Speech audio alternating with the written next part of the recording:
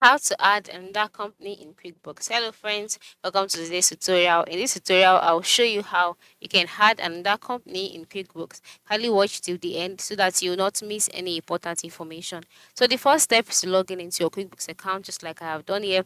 And then once you're logged in, you'll be brought to the home page automatically. So on this page, you can see your QuickBooks account, you can see the home page, you can see some options by the left side of the screen as well, such as dashboard, transactions, sales, expenses, etc.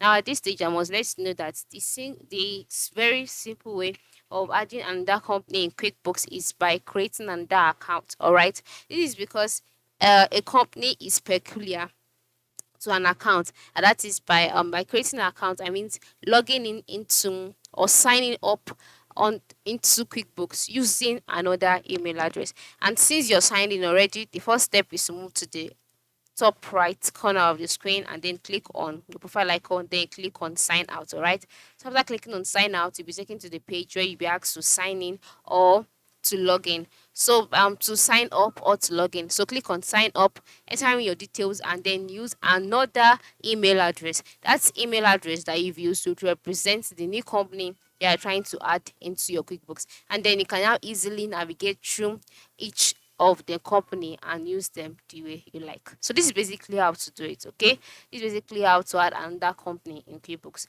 As a QuickBook owner, you can have two or three companies, but they will also have two or three email addresses.